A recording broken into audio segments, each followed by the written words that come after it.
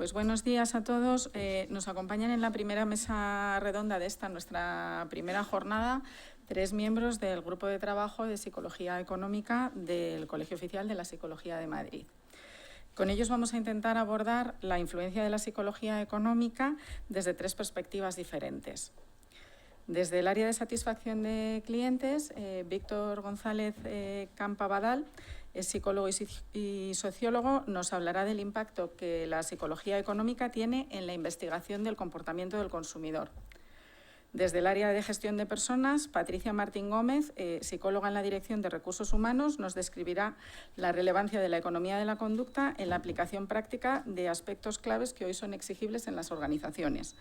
Y desde el área de salud laboral, Olga Merino Suárez, psicóloga en la prevención de riesgos laborales, nos acercará a los procesos de decisión que intervienen en la gestión de la salud psicológica y emocional de las personas.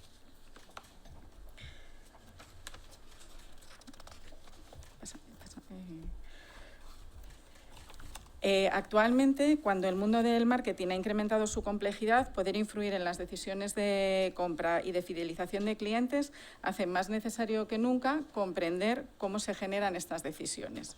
Previamente se creía que la respuesta del consumidor reflejaba su sentir. Hoy, sin embargo, se sabe que hay sesgos en las preguntas que pueden inducir sesgos en las respuestas.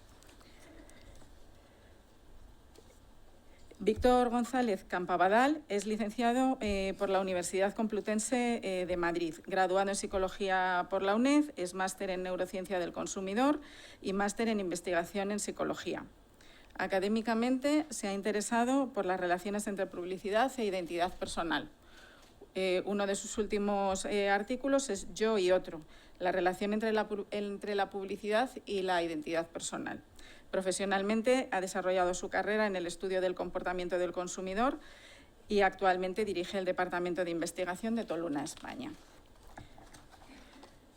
Víctor, ¿cómo ha estado presente y cómo ha sido la evolución de la psicología económica en el marketing? Señor, ¿te importa? Sí. ¿Está entendido? Ahora sí. ¿Ahora? Sí. Solo unos segundos para dar las gracias a Adrián Navalón, ¿vale? El coordinador del grupo, que ha hecho un esfuerzo ingente porque estemos todos aquí hoy y no ha podido asistir por el COVID, lo cual es un poco pues como el final dramático de la historia. Pero bueno, un saludo a Adrián, que seguro que nos está viendo con toda atención.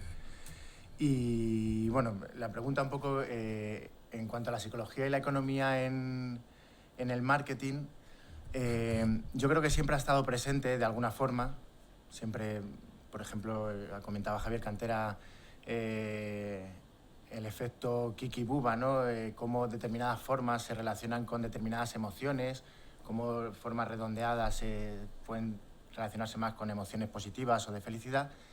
Ese conocimiento siempre ha estado presente, ¿no? En los profesionales del marketing. Yo creo que uno de los grandes logros de la psicología económica ha sido dar un marco teórico, ¿no? Una estructura con sentido a todo eso, dar una terminología, ya sea mediante sesgos, heurísticos o nudges, con el último libro de Kahneman. Pero también ha sido, forma parte un poco del cambio de la idea de ser humano que había dentro de las organizaciones, en este caso dentro del marketing. Hemos pasado de un ser humano más que provenía de la economía, en lo que se ha denominado el Homo economicus, un ser como hiperracional, ¿no? que valoraba los costes y los beneficios de cualquier decisión, tenía claro, ¿no? lo que quería hacer. Entonces, en base a eso, se ha desarrollado una idea de marketing. Ahora mismo, la idea que hay dentro de las empresas es un ser humano mucho más psicológico en cuanto a sujeto que toma decisiones. Pues se sabe que no somos perfectos, que tenemos muchas limitaciones de atención, tenemos limitaciones cognitivas. Se ha demostrado mediante múltiple investigación pues, que las emociones nos influyen mucho cuando tomamos decisiones. Un aporte fundamental, la teoría del marcador somático de Damasio, pues deja claro cómo las emociones en el momento exacto en el que tomamos una decisión nos influyen, y estudios como los que ha realizado Kahneman, en el que anticipamos las emociones, incluso las sobreestimamos, ya sea en un sentido o en otro, y también influyen en nuestra toma de decisiones. Todo esto está mucho más presente ahora en el marketing y, bueno, ha cambiado un poco la forma en cómo se ha desarrollado los profesionales de marketing han desarrollado su tarea, ¿no?, con esta nueva concepción del ser humano como sujeto que toma decisiones. Vale, y desde tu punto de vista, ¿cómo crees que las aportaciones de la psicología económica han cambiado la investigación en el comportamiento del consumidor? Bueno, este es más mi campo. O sea, yo trabajo con mucha gente de marketing porque al final el output de mi trabajo pues, es lo que trabajan, ¿no?, profesionales del marketing. Yo he visto un poco cómo ha ido evolucionando la investigación del comportamiento del consumidor y cómo las aportaciones de la psicología económica pues, han ido cambiando, ¿no?, la forma en cómo investigamos. Anteriormente, ¿no?, volviendo un poco a esta idea de Homo economicus, pues se pensaba que alguien tenía una necesidad, ¿no?, entonces acudía a un establecimiento determinado, valoraba los costes y los beneficios, el precio, las cualidades del producto, del servicio, lo que fuese, y tomaba una decisión.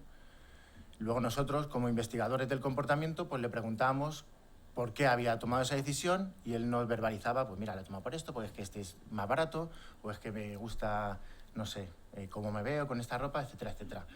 Esto ha cambiado muchísimo en la investigación, ¿vale? Sabemos que tomamos decisiones y no sabemos por qué las tomamos. La propia configuración de la situación determina que tomemos una decisión en otro sentido. Seguro que conocéis el estudio de Adrian North. Hizo un análisis cambiando la música en la zona de vinos, alternando días con música francesa y música alemana, ¿no? Unos días ponía música francesa, otros días música alemana, y veía cómo se correlacionaban pues, la venta, ¿no?, de los días que ponía música francesa y alemana. Y observó que existía una correlación. Los días que había música francesa se vendía vino francés y los días que ponía música alemana, vino alemán. En investigación, tiene varios problemas esta investigación, no hay un grupo de control, correlación no significa causación, pero lo más interesante de mi punto de vista fue que a estas preguntas a estas personas cuando abandonaban el supermercado se les preguntaba, ¿por qué has comprado este vino? La gran mayoría daba otros motivos. La gran mayoría, por no decir el 100%, daba motivos de no, pues sí, este vino es más bueno, o este vino, no sé, hoy me apetecía un vino francés. Claro, desde el punto de vista de un investigador, esa información me es totalmente irrelevante cuando sé que ha habido una causación que está más allá, ¿no?, de la voluntad de la persona. Y eso es un poco también gracias al cambio que ha sucedido en la visión del ser humano como sujeto que toma decisiones. Tomamos decisiones en base a cosas que no somos conscientes y introduciéndonos un sesgo de los que vamos a hablar muchísimo si ya se han hablado, pues tenemos un sesgo retrospectivo. Tomamos una decisión y pensamos luego, somos seres humanos que nos estamos narrando historias constantemente, entonces nos gusta dar coherencia a lo que hacemos.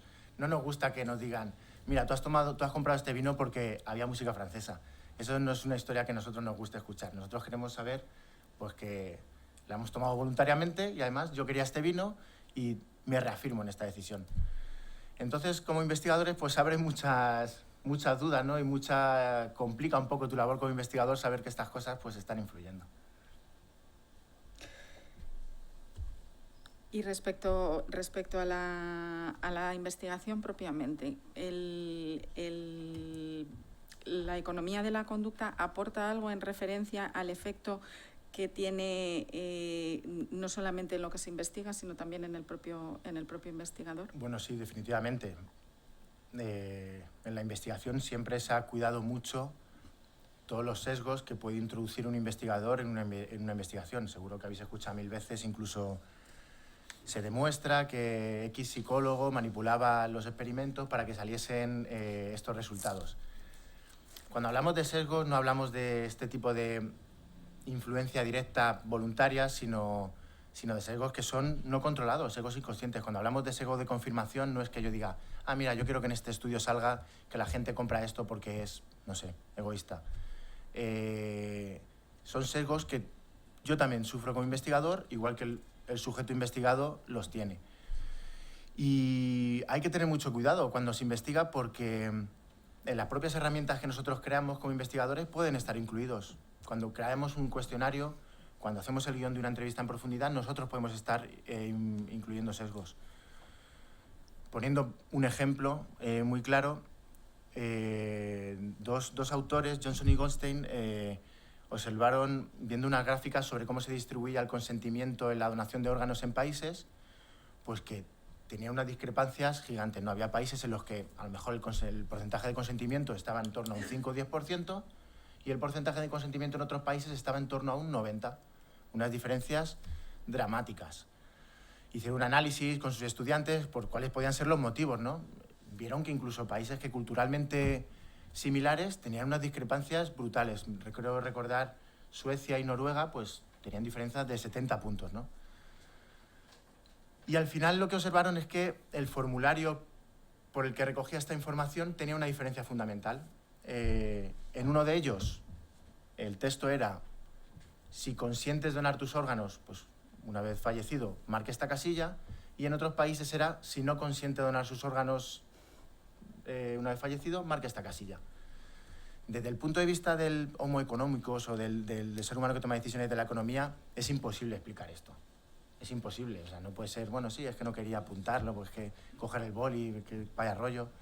Pero desde el punto de vista de la psicología económica, pues se ha demostrado que nos cuesta tomar decisiones que son difíciles.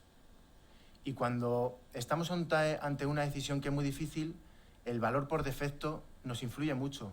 Y si ya alguien ha tomado una decisión por nosotros, pues la aceptamos. Y hasta en un tema tan complejo como en el consentimiento en la donación de órganos, pues aceptamos una decisión que ya han tomado por nosotros. Y esto en la investigación del comportamiento del consumidor pues sucede muchísimo. Como construyamos una herramienta, ¿no?, para recoger la información, podemos estar introduciendo un sesgo que nos puede estar pues dando al garete con una investigación general. Entonces, desde luego, sí, tenemos que estar muy alerta de estos sesgos. No es que los psicólogos estemos protegidos de ellos, sino que desde luego nos están afectando. Pues muchas gracias, Víctor. No, encantado. La psicología económica se desarrolló en sus comienzos más en el área de consumo, pero actualmente tiene, como hemos estado escuchando, una trayectoria mucho mayor y se ha introducido en recursos humanos.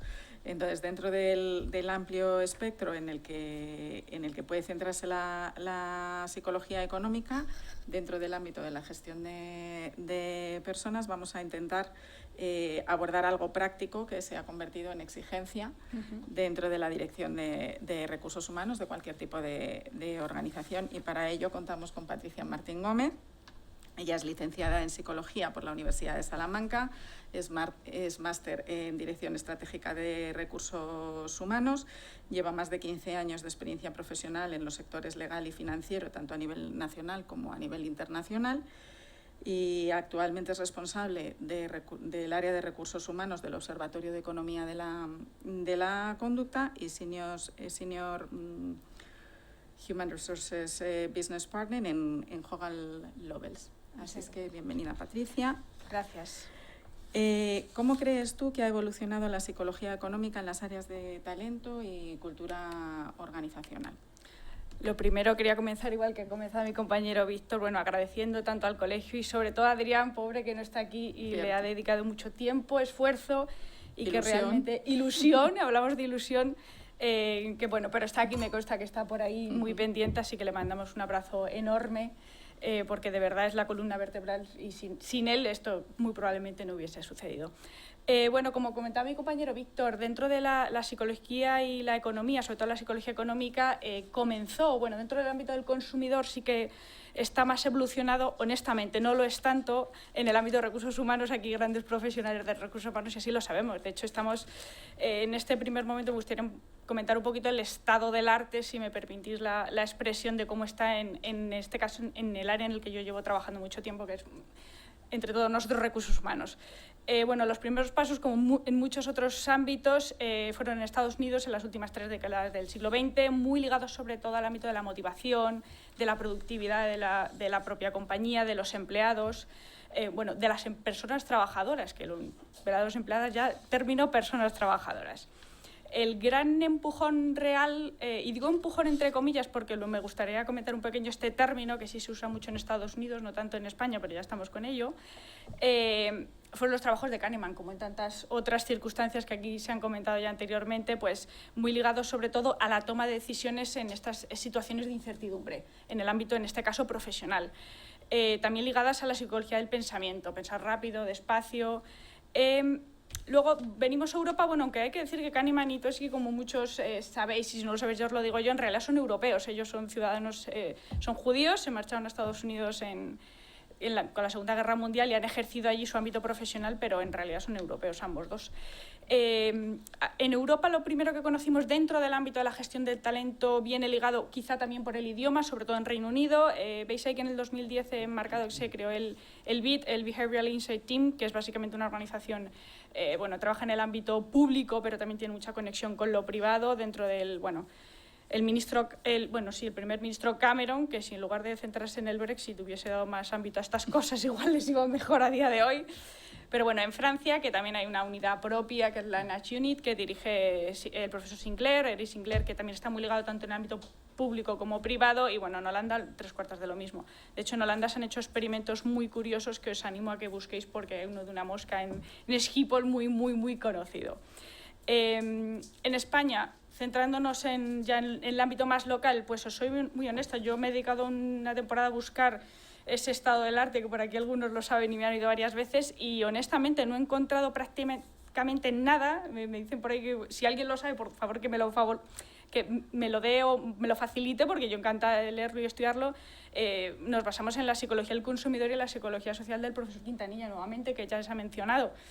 Si hay algo anterior o previo, que por favor me lo faciliten, que estaré encantada, pero no lo he encontrado y a partir de ahí salimos. Actualmente, en el ámbito, hablo genéricamente como áreas de talento, personas, recursos humanos, como queréis decirlo, contamos con, dentro de las compañías, y esa es, por lo menos al menos es mi experiencia, o bien con organizaciones que nos ayuden a implementarlo en nuestra propia organización, contamos con ayudas externas en muchos casos, pero la realidad, sobre todo eso es más propio en las organizaciones muy grandes, con potencial económico que así se lo permita, no tanto en organizaciones más pequeñas. Recordáis y sabréis que en España prácticamente la mayor parte de organizaciones hablamos de pymes, pequeñas empresas, donde hablamos de quizá contribuidores más individuales, como dicen los americanos, mavericks, que van haciendo lo que buenamente pueden dentro de esa unión del ámbito con mucho conocimiento de la psicología, mucho conocimiento también de la economía y sobre todo de la realidad de su propia organización.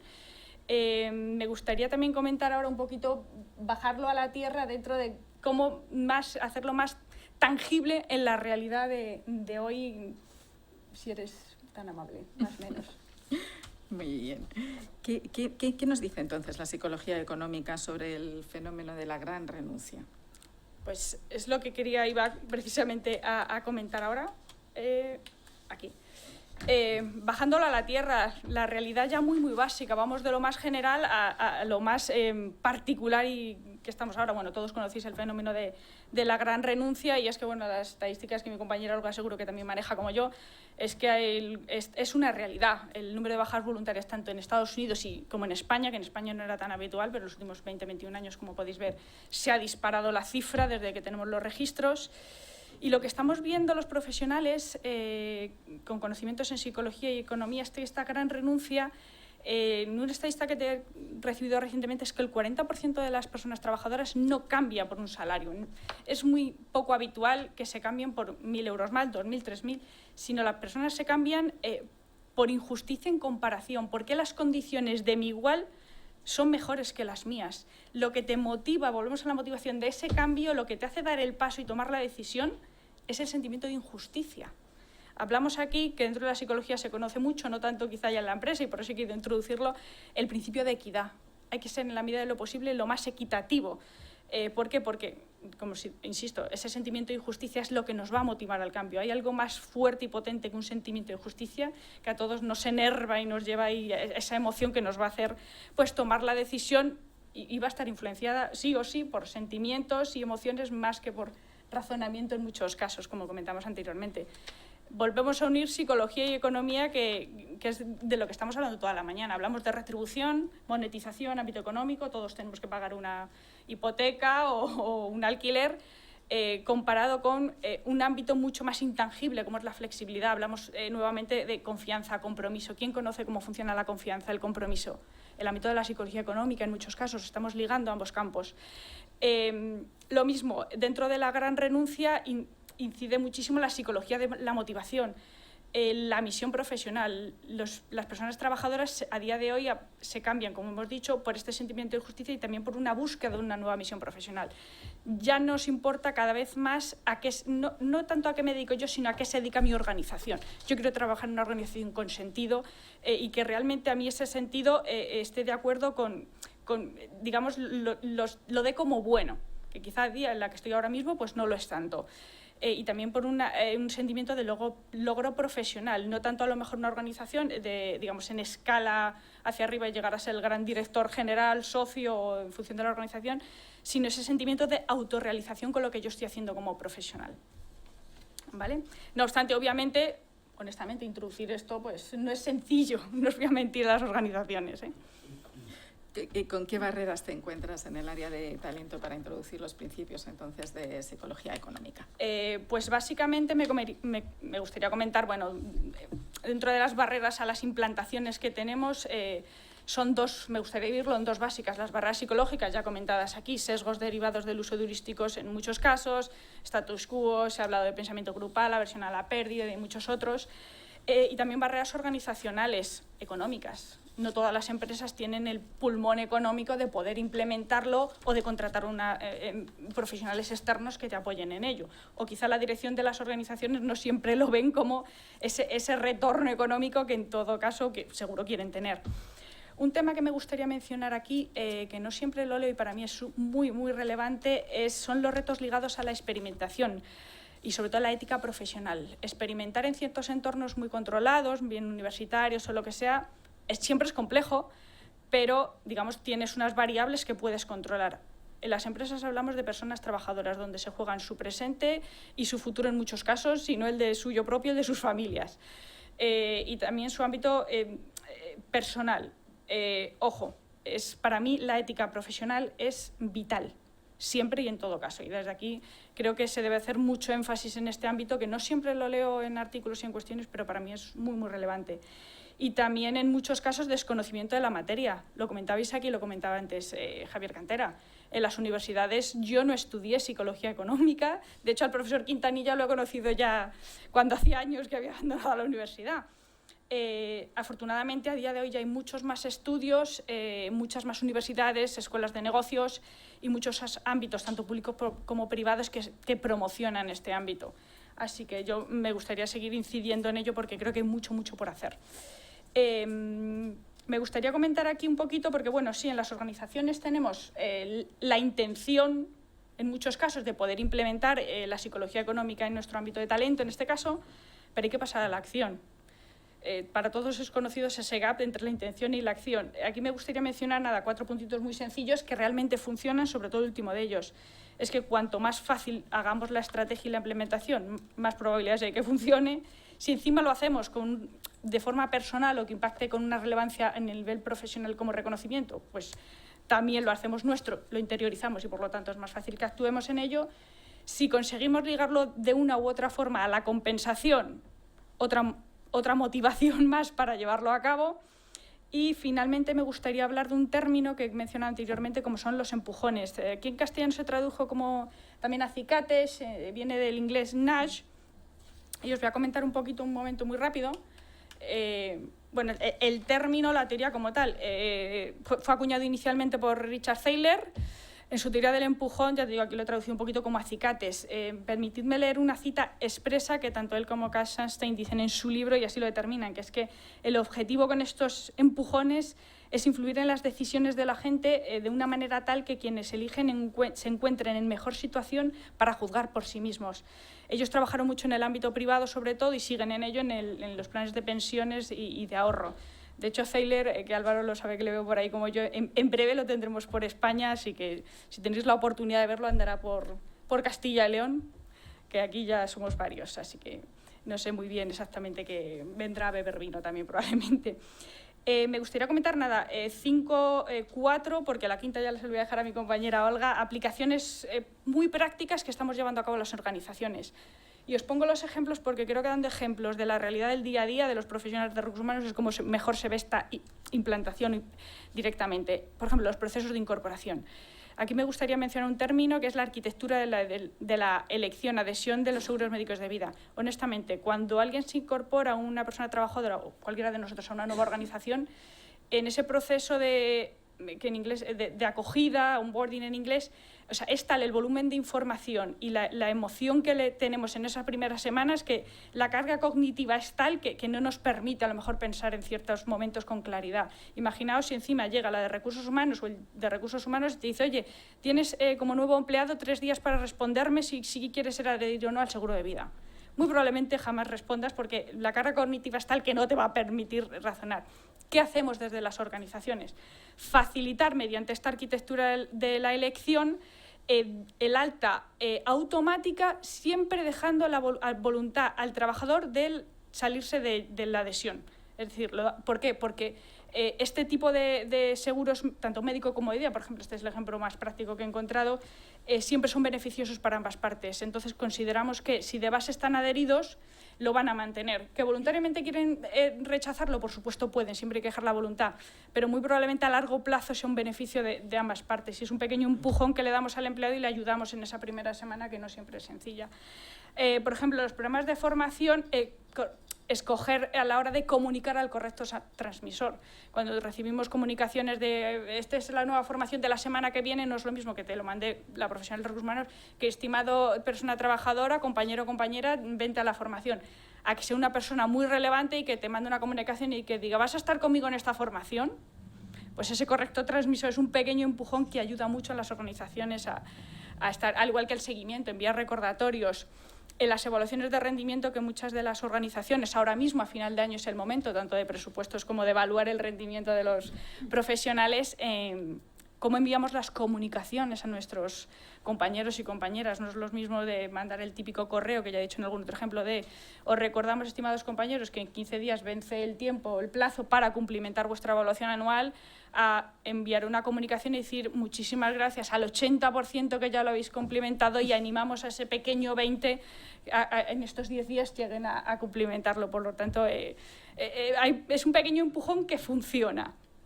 Programas de bienestar que se han comentado aquí, hablamos con bienestar con mayúsculas, bienestar que se puede hacer a través de buenos retos que hacíamos nosotros, aumentar el sentimiento de pertenencia mediante la rivalidad bien entendida entre los propios equipos del día a día, y también hay varios empujones que se influyen o digamos impactan en la salud propiamente dicha en el ámbito laboral, como es la salud laboral, pero aquí doy el paso a mi compañera Olga, que de esto sabe mucho más que yo. Muchas gracias. Eso es, entonces podéis aplaudir, si alguien quiere.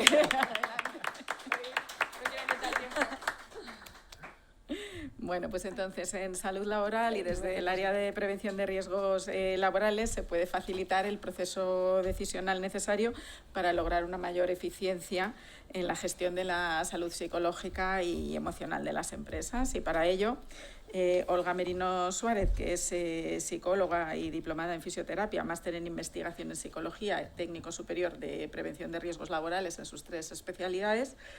Es además coordinadora regional de Prevención Madrid y responsable del grupo de psicosociología de FREMAP. Nos va a hablar de este tema. Y mi primera pregunta para ti, Olga, es ¿en base a qué, lo que estábamos hablando, en base a qué podemos tomar decisiones que garanticen la gestión eficiente y eficaz en la salud mental de las organizaciones? Gracias, Elena. Buenos días a todos. Bueno, por supuesto, agradecer en primer lugar al colegio, a Elena y a Olga por la organización de esta mesa, a Luis por habernos invitado e instado a estar aquí con todos vosotros y, por supuestísimo, a Adrián, que le mandamos un beso enorme. Como todos no sabéis, el cariño de verdad, la implicación y entusiasmo con el que ha movido todo esto desde hace meses. Entonces, por supuesto, pues ese agradecimiento por delante, y a mi compañera Elisa Moreno, que está aquí con cara de sorprendida de por qué me dices esto, pero porque es mi compañera de pasiones y retos profesionales, y aunque yo estoy aquí, es algo que preparamos las dos. Trabajamos de una forma muy multidisciplinar, juntando la psicología de ámbito clínico y de prevención de riesgos psicosociales. Entonces, por tema estructural estoy yo, pero somos un paquete indivisible, como decimos siempre, ¿vale? Así que agradeciéndoos a vosotros estar aquí, voy a intentar de la manera más concisa aterrizar todo lo que estábamos viendo y que además estaban adelantando, ya ha adelantado Patricia, ha adelantado Javier. Yo creo que esta es una de las nuevas aplicaciones que tiene la psicología económica. En el ámbito de la salud laboral, concretamente vamos a hablar de la salud mental, por esto de que estamos en el Colegio de la Psicología, y es un ámbito más, pero obviamente es la base de un concepto muchísimo más amplio, que es el bienestar del trabajador. Yo creo que aquí la psicología económica tiene un campo de tremendo alcance en el que no nos estamos dando cuenta, y sí que es importante, como nos decía Elena, pues bueno, comentar un poco en base a qué podemos garantizar esa adecuada toma de decisiones. ¿Por qué invertir? En este caso vamos a hablar de salud mental, no es muy diferente al resto de implementación de políticas de promoción y prevención de la salud. En este caso nos vamos a circunscribir a lo psicológico y emocional, pero es totalmente extrapolable al bienestar, que es un estamento mucho mayor y más complejo. ¿Por qué invertir? Primero, porque hay unos elevadísimos costes personales, económicos, por supuesto, y además sociales. Esto tiene mucho que ver con la sostenibilidad de la propia empresa y del propio sistema. Hay una necesidad de adaptación a la situación que hemos creado. O sea, obviamente el contexto sociocultural, que decíamos antes, pues no es el mismo ahora que hace 2-3 años, y eso nos está empujando a todos a tomar una serie de decisiones diferentes que garantice esa eficacia y en la gestión de la prevención y de la promoción de la salud. ¿Y por qué? Porque además hay una obligatoriedad legal. Tenemos una ley 3195 de prevención de riesgos laborales que nos obliga a las empresas a cumplir con el mínimo de no provocar daños a la salud. Si además esto lo podemos transformar en una promoción, en una generación de bienestar, yo creo que es algo importante para las empresas y también para la persona, con lo cual merece la pena trabajar sí o sí. Y aquí recalcar y reivindicar el papel del profesional de la psicología en las organizaciones, no solo en recursos humanos, como tradicionalmente hemos tenido, haciendo una labor fundamental, sino en el ámbito de la prevención y de la promoción de la salud. Son los profesionales que conocen la cognición, el pensamiento, las emociones a las personas, y además son aquellos profesionales que, si están especializados en organizaciones, pueden hacer que esos dos conceptos se ensamblen y generen el mayor del bienestar. Bueno, pues ¿por qué invertir? Primero, por esos elevadísimos costes, por esa necesidad que nos marca el propio sistema, pero también hay que mencionar que existen barreras. ¿Qué barreras nos hacen o nos pueden dificultar la inversión o la toma de decisiones en el ámbito de la salud, del bienestar laboral? Pues en primer lugar, si hablamos de la salud mental, aunque en todos los ámbitos nos va a pasar igual, pero concretamente en este ámbito un poquito más, hablamos de una dificultad de estimación cuantitativa por la Ley de Protección de Datos. Las bajas y las ausencias debidas a trastornos mentales y comportamentales, pues generalmente son por contingencia común, lo cual implica que hay un desconocimiento del diagnóstico para la empresa. Eso limita mucho la intervención, en primer lugar, porque la empresa es ciega a qué está pasando, por qué está ausentándose mi personal, a no ser que voluntariamente el trabajador lo quiera decir. Y en este caso hemos de mencionar que la estigmatización asociada a esas bajas puede hacer que no sea fácil comentar o decir en las empresas que he tenido un problema de salud mental. Con lo cual partimos con una primera barrera decisional fundamental. Prevención de riesgos psicosociales, que es la base, el minimorum exigible. ¿Qué pasa con la prevención de riesgos psicosociales? Que tradicionalmente se ha visto como una amenaza. ¿Por qué? Porque va ligada a la participación y consulta de la RLT.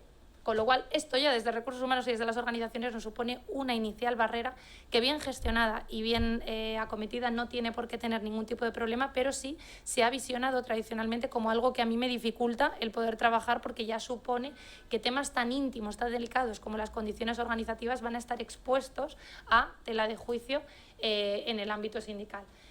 Además, hay una necesidad fundamental de implicación de la gerencia, porque lo que vamos a cambiar o lo que vamos a gestionar son condiciones organizativas de las propias organizaciones, variables como contenido, como desempeño de rol, como horarios, como desarrollo jerárquico, y todo esto es un tema delicado para el que se necesita la máxima implicación de la gerencia. Y además, esto tiene mucho que ver con la parte fundamental de psicología de la conducta, que toda la inversión en prevención y en promoción de la salud es un pensamiento de anticipación y a largo plazo. Y sabemos, pues por todos los sesgos que han adelantado nuestros compañeros, que actualmente pues es diferente, ¿no? Espera, que me queda una más, perdona, Elena. Con lo cual, ¿en qué podemos basar esta decisión? En tres cositas muy rápidas. Importancia de la salud mental como un valor fundamental a proteger y a preservar en las organizaciones. Pasar de esa prevención reactiva a una promoción de la salud activa que aporte un valor diferencial, y sobre todo centrarlo en la eficiencia, en la sostenibilidad y en el desarrollo no solo de las organizaciones, sino del propio sistema. Estupendo. ¿Qué factores pueden entonces sesgar las decisiones que se toman en salud mental en las organizaciones? Pues como en el resto de procesos decisionales, al final esto es un proceso decisional, hemos visto muchos sesgos, todos afectan de una forma u otra. Yo he seleccionado los más significativos o los que creo que pueden tener un poquito más de relevancia en este ámbito, aunque no está exento de muchos otros que vamos a intentar resumir. Por supuesto, el error fundamental de atribución, la sobreestimación de los factores personales versus las variables externas, es decir, al final, sobre todo en temas de bienestar, le damos más importancia a las variables o a la responsabilidad de la persona respecto a las variables organizativas. El efecto arrastre, hacer algo cuando el entorno lo hace. Esto es un tema de validación social, sobre todo en estos últimos tiempos de COVID. En este caso yo creo que ha sido positivo porque ha ayudado, ha podido ser un posible acicate, como decía Patricia, un posible acicate para que de alguna manera las empresas empiecen a trabajar, pero probablemente si analizamos en base a qué se ha tomado esa decisión es más por la presión social, por las medidas que las grandes empresas y corporaciones están tomando que por una decisión fundamentada y propiamente meditada. Y tan importante es lo uno como saber estructurar y tener un para qué y un por qué bien fundamentado en la organización. El sesgo de presente, lo adelantábamos antes, esa inclinación cognitiva a la búsqueda de la compensación inmediata, la prevención de riesgos laborales y el bienestar es un ROI a largo plazo que aunque está cuantificado, no existe una cuantificación, hay estudios muy diversos y a las personas nos cuesta ver que si esto va a ser a largo plazo, pues nos quedamos con la satisfacción o la compensación inmediata y eso puede hacer que cambien nuestras decisiones. El sesgo de confirmación, esa tendencia, obviamente, como la atención selectiva, a dar prioridad a aquella información que es coherente y que es congruente con lo que nosotros ya pensamos, con lo cual eximimos o no buscamos toda la información. Como decíamos antes, debe ser variada, debe de ser de distintas fuentes y además cuanto más diversa, pues más puede aportar. Esa profecía autocumplida de esto es lo que yo ya pensaba, con lo cual todas mis conductas van a ir encaminadas a lo que yo ya tengo en mente y no a realmente probar o implementar nuevas políticas o nuevos programas de salud. Y la falacia del coste hundido, especialmente importante en temas de bienestar organizacional, es aquella negativa a abandonar acciones porque ya hemos realizado una inversión y me cuesta más el no perder lo que ya he invertido que decir, bueno, pues es que en este momento ese seguimiento y control no me dan los resultados o el feedback que yo creo, vamos a cambiar. Estupendo. ¿Qué recursos entonces pueden contrarrestar el efecto adverso de todos estos sesgos? Pues yo creo que, como en el resto de compañeros previos que hemos tenido y un poco lo que han dicho, de las muchas cosas que se pueden hacer, primero es ser consciente, o sea, hay que hacer consciente lo inconsciente, darle la importancia que tiene este proceso decisional y obviamente yo creo que pasa por objetivar, por tener una información, por conocer ese balance coste-beneficio, es decir, qué tengo disponible y qué me cuesta. Sería una de las principales herramientas cuando hablamos de inversión y de toma decisional en tema de promoción de la salud. Vuelvo a abogar por el tema del profesional de la psicología porque es aquí donde pueden ayudar a tomar decisiones organizativas, estructurales desde este punto como desde cualquier otro y son los que nos pueden ayudar a quitar o a minimizar todos estos sesgos porque no estamos exentos de ellos, pero sí por lo menos podemos hacerlos conscientes y podemos ayudar a objetivar decisiones tantísimamente importantes. En cuanto a esa información, os presento el estudio que hemos sacado recientemente en FREMAP del estudio de la evolución de los trastornos mentales y comportamentales de los últimos 7 años con la información que tenemos pues, como principal mutua del país de las bajas de contingencia común junto con la carga que tenemos de afiliación, los datos de tesorería, de remuneración, de variables de sexo, edad de las personas trabajadoras. Ha sido algo muy relevante porque yo creo que ayuda, es ese granito de arena que, como decía Elena, nos puede ayudar a tomar decisiones. Es decir, es que necesitamos una información hasta la que ahora decíamos que por RGPD éramos ciegos, pero si de forma disociada podemos ayudar a visibilizar esta información, es decir, es que los procesos de baja mental y comportamental, fijaos, en los últimos 7 años han tenido un incremento de un 30% de media. En algunos grupos y franjas de edad, como en los medianos de 35 a 45 años y más de 45 años, hasta un 46% más de duración media en incremento. También debemos tener en cuenta que aquí hay otras variables, es decir, el Servicio Público de Salud ha colapsado en la pandemia, no existe profesionales de la psicología, desde aquí el Colegio de la Psicología está luchando y reivindicando que estén integrados en la atención primaria para evitar estas demoras y esta hipermedicalización no atendida por profesionales de la psicología, porque nos está diciendo que estos 3 meses de duración, que supone un incremento de la incidencia de un 17,36%, no es tanto de la incidencia de los nuevos casos, sino de la gran duración, son unos casos de media de 3 meses de duración. Imaginaos ese problema para la propia organización, para la propia persona y para todo el sistema, porque esos costes los cubrimos todos. Esos costes vienen de Seguridad Social, no se pagan gratuitamente, las mutuas los gestionamos, pero es dinero y son prestaciones de la Seguridad Social. Cabe resaltar, y aquí únicamente una reseña, a que los menores de 35 años han tenido un incremento de más del 30% de los casos, con lo cual, atención a esa diversidad generacional, qué les está pasando, por qué les está afectando y por qué generan bajas en nuestras organizaciones.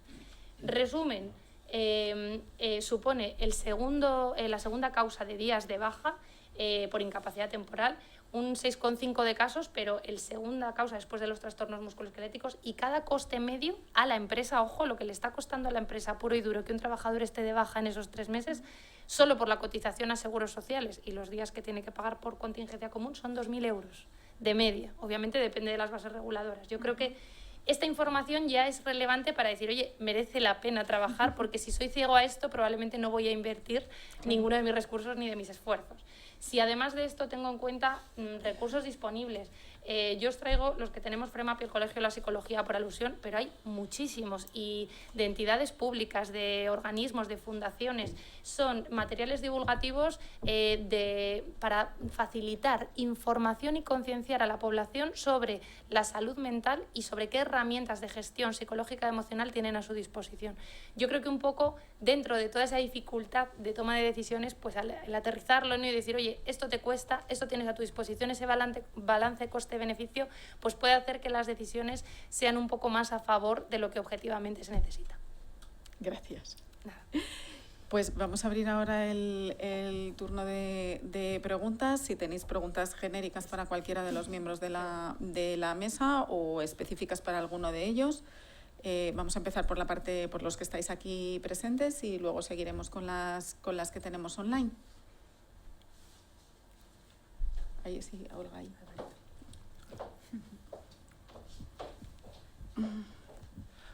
Bueno, lo primero, gracias a los tres. Es una pregunta para Olga, y en toda esta importancia del bienestar dentro de las empresas y cómo pues puede ser una herramienta buenísima para incluso un ahorro de costes, un poco para mostrarles el valor a ciertos decisores.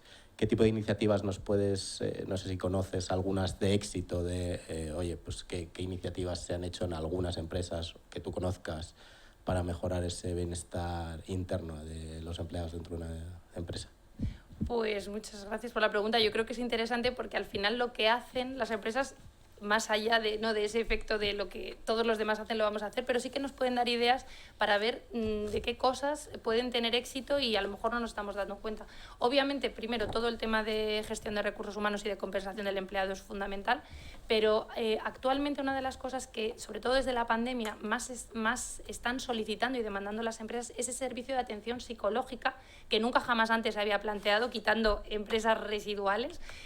Además, yo creo que era hasta tenían un sentimiento de miedo, ¿no? Decir, bueno, si pongo esto van a pensar que a ver si es que en la organización estamos facilitando o estamos detectando, cuidado con estrés y todas estas palabras asociadas. Pues la atención psicológica, la mayor parte online, que están haciendo, es uno de los servicios más demandados, que además los empleados están valorando de una manera más adecuada, porque es ese primer contacto con un profesional de la psicología que tenemos todos tan alejados, o que parece que, no sé si por esa estigmatización social o por esa dificultad de petición de ayuda, cuesta. Cuando tú lo tienes en la empresa y es anónimo, y sobre todo tienes garantías de que sea anónimo, ojo, es una de las grandes claves del éxito, es mucho más fácil que los empleados lo utilicen y además lo valoran como un beneficio propio. Esto, junto con todos los temas informativos y de formación en competencias, en habilidades y en recursos, son las principales cosas que, sobre todo a raíz de la pandemia, se están solicitando, y además los empleados lo están valorando de una forma muy positiva. ¿Alguna pregunta más por ahí? Voy a aprovechar a hacerle yo también una. Y a Patricia o Olga, cualquiera de las dos. Estamos hablando del asentismo laboral, pero ¿qué hay del presentismo? Porque se está empezando a hablar, pero es posible que haya crecido más en estos últimos años. ¿Qué pensáis de ello?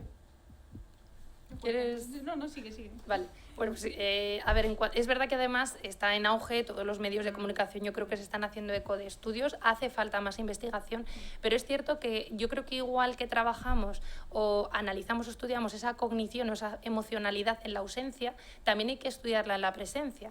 Primero porque probablemente todas estas nuevas formas de contextualización del trabajo, como el teletrabajo, todavía no estamos preparados en nuestro contexto para trabajar por objetivos. Los líderes no están del todo preparados, quitando los que lo llevan de base, sino pues esa generación que hemos trabajado hasta ahora, a trabajar por esas competencias, por objetivos, y probablemente se sientan más cómodos en la presencia. Yo te tengo aquí de frente, entonces por lo menos controlo que estás. También decíamos antes, y decían anteriores ponentes, pues que qué pasaba, ¿no? Cuando había más ruido o más distorsiones, cuando estabas en casa, en un entorno domiciliario, pues tenías más distracciones que en el ámbito de trabajo. Yo creo que le hemos dado mucha importancia a la ausencia y poca a la presencia.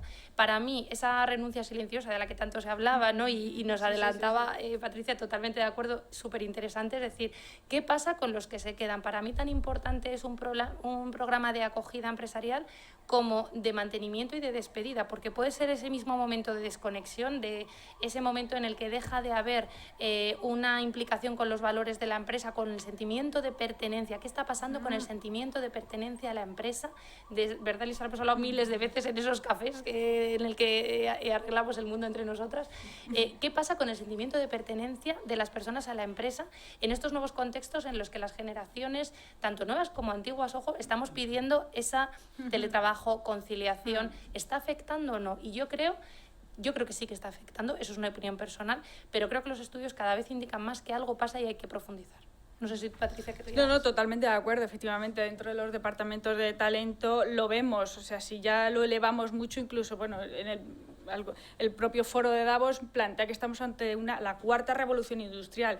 Obviamente, dentro de la psicología del trabajo en concreto hay todo por hacer. O sea, la flexibilidad en real es que ha llegado a hacer, bueno, relativamente poco, igual que la psicología económica, las organizaciones. Queda todo por hacer y efectivamente desde las direcciones de las organizaciones hay que trabajar mucho, unir todas esas generaciones en ese entorno virtual que en realidad no sabemos tanto trabajar y, como tú bien decías, hay que valorar tanto la parte del el teletrabajo, que o sea, podemos estar aquí hablando horas y horas y organizamos una jornada sobre teletrabajo, pues os podéis imaginar, aquí hablamos dentro de todas las perspectivas y creo que estamos todos en una base de aprendizaje. Ni siquiera llegamos a conocer, el conocimiento se genera trabajando, o sea, no se descubre, o sea, se trabaja en ello y creo que todavía estamos en un momento bastante incipiente en ambos casos, tanto en valorar la presencialidad como el entorno virtual. Totalmente de acuerdo. Pero vamos, insisto, creo que queda casi todo por hacer y estamos iniciando ese camino y lo importante es, como decís anteriormente, tener la ilusión y la voluntad de hacerlo todo lo mejor posible, o sea, para ambas partes, tanto para las organizaciones como para las propias personas trabajadoras. Totalmente de acuerdo. ¿Alguna pregunta más en la sala? Sí.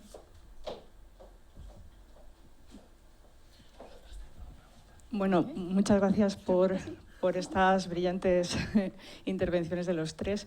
No sé, también me da un poco igual, Olga, Patricia. Es mucho al hilo del presencialismo.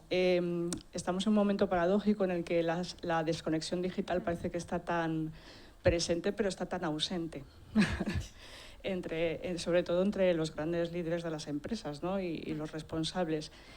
¿Os solicitan programas para llevar a cabo correctamente desde los medios empresariales esta desconexión digital que luego a la hora de la verdad es tan compleja de llevar a cabo, ¿no? O sea, no sé qué experiencia tenéis vosotros ahora mismo en este campo. A nivel regulatorio ella controla seguro mucho más que yo. Hay una ley, una norma que específicamente así lo dice. En el ámbito ya más práctico y pragmático de la realidad, por lo menos hablo por mi propia experiencia profesional, es complejo. No siempre se lleva a cabo y sobre todo cuando hablamos en entornos de trabajo en muchos casos, y hablo en mío propio, en entorno internacional, en mi caso yo trabajo por una empresa americana, por el cambio horario, y en muchos casos veo por aquí gente que también trabaja en grandes organizaciones, es muy difícil llegar a desconectar por la propia naturaleza de tu trabajo. Yo tengo empleados en Estados Unidos, su forma de arranque es a las 3 de la tarde, en España a las 3 de la tarde, pues el contexto es complejo. ¿Lo solicitan? Sí. ¿Hay una norma que lo regula en España? La hay. Ella seguro que sabe mejor que yo no la recuerdo, pero la tengo presente. Pero desde las direcciones de las organizaciones se tiene en cuenta, pero hay que hacer más. Y no es sencillo, insisto, por múltiples motivos, tanto por parte de las propias personas trabajadoras como de las direcciones. No es sencillo, no sé si Olga, ¿qué opina de ti? A nivel legislativo lo hay, pero complejo, efectivamente, igual que lo que dice, y es que es verdad que es uno de los temas yo creo más candentes, ¿no? y de más actualidad, que es cierto que hay una norma de regulación del control de presencia donde además la inspección de trabajo está siendo muy proactiva, y gracias a eso es a lo que las empresas lo solicitan, porque esto es como todo, cuando vienen a sancionarme o vienen a preguntarme, pues es cuando implementamos las políticas. Entonces es verdad que lo están solicitando probablemente a golpe de evitar esa sanción, pero bueno, es un motor para hacerlo. ¿Qué más están haciendo? Yo creo que lo que decía Patricia es importante, por un lado, que las condiciones organizativas que la empresa puede gestionar de alguna manera, desde el tiempo de control de presencia, donde ahora ya sabéis que es obligatorio, fijaos hasta en los propios autónomos, la dificultad donde tienen que hacer como un dar fe de las horas que realizan, tanto tiene muchísimas implicaciones legales como para la propia denominación de un accidente de trabajo, cuándo trabajo, cuándo no, qué pasa con el teletrabajo. Pero eso es una parte que las organizaciones deben de hacer, pero no nos olvidemos, como adelantabas tú, de la cognición y la mentalidad, esa toma decisional del propio trabajador, donde a veces sabéis que ha habido, y salen en muchas noticias, ¿no? Pues grandes corporaciones que han obligado, han hecho una desconexión digital obligada, pero yo creo que pasa, no es por obligar y decir, no, ya no te permito ningún tipo de conexión a la empresa, ya no puedes trabajar más allá de tu horario, sino también trabajar sobre la voluntad del trabajador y sobre esa abolición, ese autocontrol de decir cuándo contesto y cuándo no contesto. Es decir, cuando a todos nos llega ese mensajito que estamos ahí, el correo que me ha llegado, bueno, pues voy a contestar un domingo, y a veces yo creo que también hay mucho espacio, y ahí la psicología es clave, porque el otro tema es más de gestión estructural de corporaciones, de decir, oye, ¿cómo puedo hacer que los empleados se sensibilicen, conozcan sus herramientas y aprendan a gestionar ese autocontrol para ver cuándo y cómo quiero conectar o quiero... porque al final eso es salud, es cuidado. Luego todo eso está repercutiendo en la salud. Víctor tenía una pregunta para vosotros. Sí, yo creo que se está haciendo un debate tan interesante. Sí. Habías comentado el tema de la identificación, ¿no? Que habéis visto que a lo mejor, no sé si a las generaciones más jóvenes les cuesta más identificarse con los valores de una empresa. Entonces, por un lado, si alguna vez habéis pensado si eso es algo, un fenómeno general, no solo en el trabajo, sino que cuesta que se identifiquen con una organización o con algo externo. ¿Y cómo puede, si el teletrabajo puede ser como una especie de barrera para conseguir lograr esa identificación o no sé, a lo mejor el factor humano hace mucho para que te identifiques también con unos valores, y el teletrabajo al final pues limita un poquito eso? Pues mira, si me permites, Víctor, tú como investigador, la semana pasada estuve en Barcelona en un foro donde hubo una investigación que seguro... Bueno, a mí me encantó, me impresionó. Es un estudio del Observatorio de Generación y Talento, donde han hecho un estudio generacional de todas las generaciones, desde la generación Centennial, la Millennial, la X y la Baby Boomer. Un estudio muy serio desde el punto de vista metodológico, donde lo que han hecho es, tanto con temas, con focus group, con encuestas, parte cuantitativa, cualitativa, de más de 3.000 empleados de distintas generaciones, lo que han hecho es sacar los principales rasgos, fortalezas, una especie de DAFO de cada una de las generaciones. A mí me impactó, o sea, yo es verdad, porque muchas veces son estas cosas que hablas, ¿no? En un café y dices, bueno, ¿dónde está la base científica y psicológica que hay detrás? Y la hay. Entonces, hablaban de estas generaciones, del millennial, del centennial, de esa conexión digital que tienen, pero también de esas contralimitaciones y de las prioridades. ¿Por qué? Porque yo creo que esto es muy importante a la hora de focalizar las políticas, tanto de retribución al empleado como de retención de talento y de promoción de la salud, porque además hablaban de las barreras y de digamos, de las bonanzas que tienen en la adhesión a las políticas de salud. ¿Por qué se adhieren los de 50? ¿Por qué los de 40? ¿Por qué los de 30? Que las motivaciones son diferentes. Yo, es verdad, es muy amplio, yo obviamente no formo parte de él, pero me resultó muy interesante y muy serio. O sea, me parece una de las cosas serias que puede ayudar y dar luz a decir, oye, y todo esto podemos orientarlo en base a, donde obviamente además había participado Isabel Aranda en ese estudio, con lo cual garantía de calidad y sobre todo de que la psicología está ahí metida y es un tema fundamental. No sé si queda alguna pregunta. No tenemos preguntas online. Sí.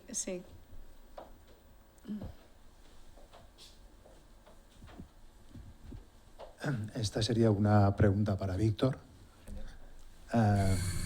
Teniendo en cuenta este auge de la psicología económica, que yo diría que es más reciente que antiguo, aunque el primer libro de psicología económica, como creo que sabéis, se publicó en el 1902, pero luego los economistas del momento no aceptaron que los psicólogos se metiesen ahí, ¿no?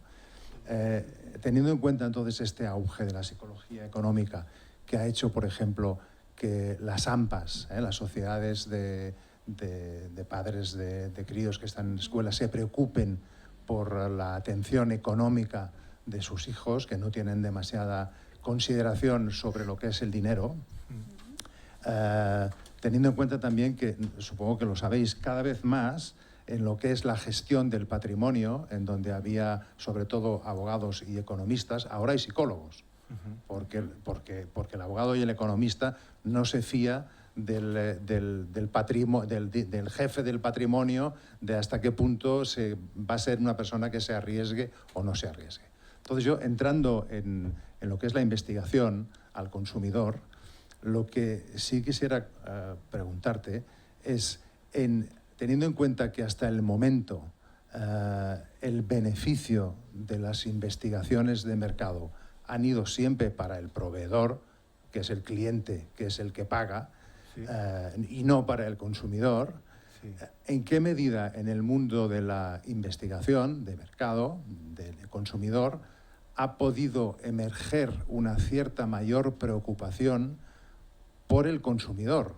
Aparte de que yo sé que en marketing tengo que generar que mi empresa funcione mejor, pero bueno, a veces de seducir a engañar hay un paso. Sí, completamente. A veces son un eufemismo que se utilizan porque no se quiere utilizar. Entonces, ¿en qué medida crees tú, como profesional, de que puede haber en el entorno de la investigación, junto con este auge de la economía, una cierta mayor sensibilización porque realmente el consumidor se sienta entendido, se sienta comprendido y no se sienta acosado, ¿no? No, súper interesante. Bueno, es en general, yo diría que siempre hay una diferencia, hay un gap entre el conocimiento en un área, por ejemplo en tecnología, y el conocimiento del consumidor. Y esa diferencia de conocimiento hace que el consumidor esté en desigualdad, ¿no? Siempre está perdiendo, no sabes por dónde va tu información, pero los proveedores de tecnología sí que saben dónde va tu información. Las empresas financieras tienen mucho conocimiento, pero tú no tienes la inteligencia financiera y pues estás en desigualdad. En el caso que has puesto, pues exactamente lo mismo. Las empresas de investigación pues tienen mucho conocimiento en toma de decisiones y el consumidor no tanto. Es una parte importante aquí que en psicología en general, y en el caso de psicología económica, los sesgos nos afectan a todos por igual. Afectan al que investiga y afecta al investigado. Por lo que, igual que ahora se está haciendo un énfasis en formación en inteligencia financiera o en conocimiento tecnológico, tiene que ir también acompañado con una inteligencia en la toma de decisiones. Y a mí, igual que en las AMPAs se está pues, promoviendo este tipo de conocimiento, pues también me parece importante que se dé cierta formación en inteligencia, en su día se hizo una inteligencia emocional, e inteligencia en toma de decisiones. Y saber que no controlamos totalmente nuestras decisiones y que no somos totalmente libres cuando las tomamos y que podemos estar manipulados o, si quieres utilizar otro eufemismo, ¿no? Pues hay ciertas configuraciones del contexto de los estímulos que alguien ha pensado y que puede hacer que nuestra decisión vaya en una dirección u otra. Entonces, desde luego, no sé si existen programas de formación en este sentido, pero debería existirlo, porque si no, igual hay una diferencia de conocimiento entre las empresas y el consumidor que siempre va a favor de la empresa y el consumidor pues está sin defensa, digamos. Yo te preguntaba esto porque yo mismo como investigador, bueno, hace ya algunos años he tenido tendencia, que no deja de ser una tendencia arriesgada, en mis devoluciones estratégicas que le doy al cliente, intentar tener más en cuenta al consumidor, que al fin y al cabo es el cliente de mi cliente, ¿no? Sí. Entonces, bueno, quería saber si en el mundo de la investigación hay también esa sensibilidad que no deja de ser... Lo hay en el mundo académico. Sí, Lo hay en el mundo académico. Al final, el mundo de empresa pues, está más centrado, lo que está diciendo, un cliente que es una empresa y un proveedor que es un instituto de investigación. Pero eso también es verdad, cada vez más las empresas tienen más en cuenta al cliente, no quiere favorecer esa relación desigual entre empresa y cliente, sino que quiere que haya una relación más de cercanía real, digamos. Entonces, en realidad, yo creo que, no sé, hombre, no conozco a todas las empresas, pero por lo menos con muchas de las que yo trabajo quieren fomentar un tipo de relación más igual.